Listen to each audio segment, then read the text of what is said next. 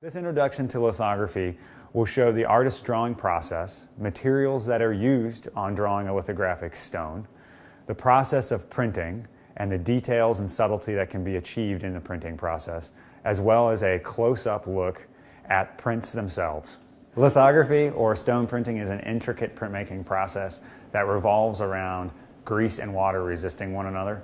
An artist will draw with a greasy material on a lithographic stone.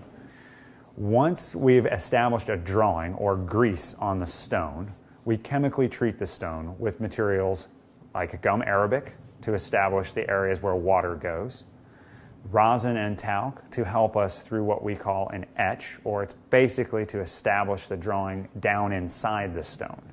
Once the grease is pulled into the stone, we can replace the drawing material with any colored greasy ink that we would like. The basic drawing materials that we use from a historic standpoint are things like litho pencils, and it's a pencil when it's in this sort of format. So the lower the number, or the greasier and waxier that material is. So if you want a fine, hard line, you'd use a higher number because that's a harder material. Lithographic crayons are in this format. So the surface of a litho crayon is such that you can use it for rubbing or for a fine line, and it can be shaped also to fit your needs. And they come in varying sizes and hardnesses as well. The surface of a lithographic stone is a very seductive surface to draw on. It's responsive and it's also sculptural. Because a stone in and of itself is receptive to water, so if I dampen the stone, it absorbs the water, and it's also receptive to grease, which means it will suck the grease down in. It allows me to put drawing material down and then remove it with things like razor blades, an X-Acto knife, sandpaper. So it allows you to draw in a more sculptural way rather than having the limitations of a piece of paper. This is a lithographic stone with a drawing by artist Steve Johnson on it. It was a drawing done with a lithographic crayon directly on the surface of the stone. This stone is made from limestone. It is completely open, as we call it, which means it's receptive to grease and water at this state. So if I were to put my thumbs on the surface of the stone, that would become image area because of the grease from my skin. So it's a fairly delicate drawing surface from that standpoint, but it's also a positive in the sense that every fine mark that you can put down with a greasy material will hold in that fidelity. So in this process, it's what's called a first etch. And right after that, we will remove the drawing material and apply printing ink to it, which is what's called proving the stone.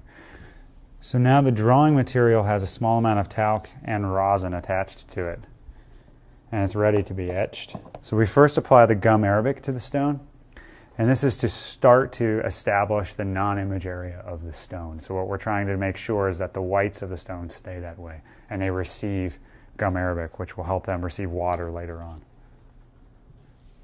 Once the stone has begun to receive the gum into it, we can apply the acidified gum arabic in this case, which is tapum. That acidification with tannic acid helps keep that gum arabic permanently bonded to the stone. I'm also being very gentle at this point as to not scrub or disturb the drawing material that's on the stone. Once I've etched the stone, I'll remove some of that material and replace it with fresh gum arabic. This is what we call cooling the stone down. It's basically reducing the quantity of acid on the surface of the stone so that when we buff in the gum arabic into a very thin and even sheet, we don't run the risk of having too much acid remaining on the stone. We use cheesecloth to buff this in very evenly. Next, we'll be washing this drawing material out with lithotrene. It's a greasy solvent, which is a refined turpentine made specially for lithography. The drawing material will be replaced with asphaltum, which has also been thinned with lithotrene, to create a greasy, very ink-receptive base for the ink on the roller to replace it with. At this point, your drawing will disappear. It's not actually gone, and what you can see is a residue, or a ghost image as we call it, there on the surface of the stone. That is where the stone has been converted to soap, or oleomanganate of lime. Right now, when we buff the asphaltum down onto this, we're going to replace that drawing material, which is, in effect, grease sticking to grease. So it's the grease-loving area of the stone, or the oleophilic area of the stone, accepting new grease. When a stone has been etched properly, you'll be able to see a fairly clear ghost image on the surface of the stone. What will be happening next is that we are going to wet the surface of the stone. I will go over it with a wet towel, then a dry towel. Kate will sponge that surface, and I will apply ink immediately to the stone, and that will bring up our image.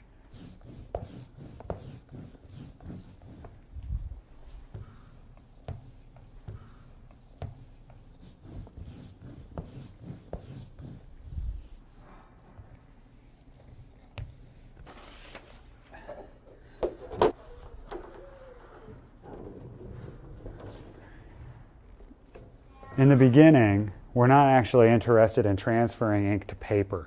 We're actually more interested in forcing ink into the stone so that it can start to fill up the greasy reservoir where it was. Yeah, go ahead, Nance. So you can see only a very small amount of ink has actually been transferred because we're starting to push ink into the stone first.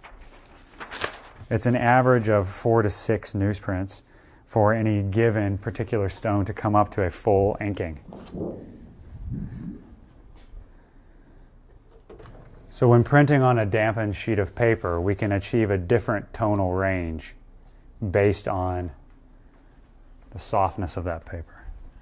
What we want to do is match that movement and flow of the hand. So what I'm looking for when I look at this is to see if it feels as if a hand has moved across that surface with the drawing material.